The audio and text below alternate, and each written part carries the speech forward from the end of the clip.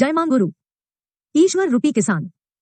31 जनवरी की रात को बाबा शैया पर लोटपोट कर रहे थे तो मैंने ही बात आरंभ की, बाबा कुछ लोग आज आपसे भेंट करने को आए थे। बहुत कष्ट की बात कर रहे थे। बाबा बोले, हाँ, असंयमित जीवन जिएंगे तो कष्ट तो पाएंगे ही, प्रकृति के नियम से रहेंगे तो सुखी रहेंगे। मैंने सुना, कुछ और सुनने की अपेक्षा कर रहा था। बाबा ने भाप लिया, बोले, सुन, ये जो विश्व है ये ईश्वर रूपी किसान का खेती है। ये एगो दैवी खेती की तरह है। जिस प्रकार किसान खेती में सबसे शुद्ध बीज ही बोता है ताकि खेती में सबसे अच्छी फसल हो, उसी प्रकार भगवान ने संसार में अच्छे व्यक्तियों के बीज को ही बोया। लेकिन किसान का खेती में कई बार घासफूस या कोई और खरपतवार भी पैदा हो जाता है। संसार में कुछ लोग इन्हीं घासफूस खरपतवार सरीखे होते हैं।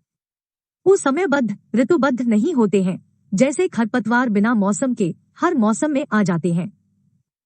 वो अच्छे लोगों का जीवन भी दुष्कर कर देते हैं।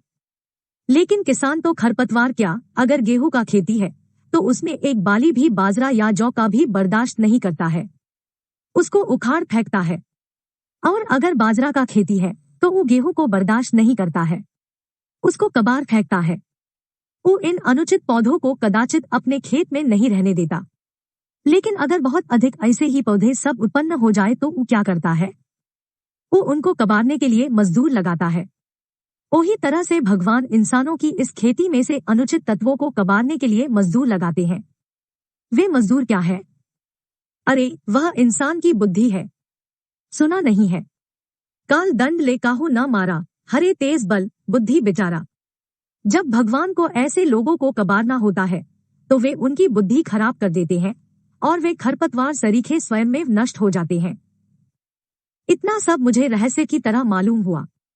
मैंने पूछा, बाबा, जब सृष्टि का निर्माण भगवान की इच्छा से हुआ है तो उसमें ऐसे तत्व कहाँ से उत्पन्न हो जाते हैं? बाबा हंसे, बोले, अरे, भगवान काहे को जाए निर्माण करने।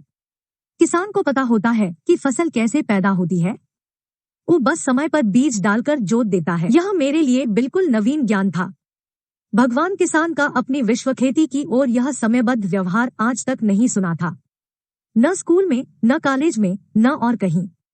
मैंने कहा, बाबा, इतना पढ़ते हैं एमए तक, लेकिन हमको तो वह ज्ञान अधकचरा ही प्रतीत होता है।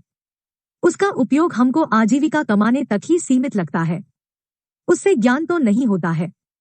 बाबा अंगुली से चुटकी भर इशारा करते हुए बोले, हाँ, वो तो है ही। विद्या तो बस इतनी सी, बहुत थोड़ी सी ही होती है।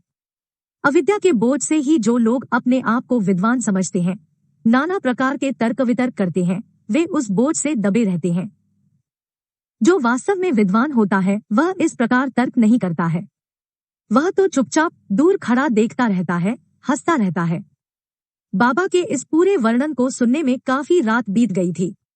मैं कुछ और पूछता कि इससे पहले ही अब की बार बाबा लेट गए। मैं मुक्की लगाने लगा और रात अंधेरे का आवरण ओढ़े समयारूढ़ हो गई।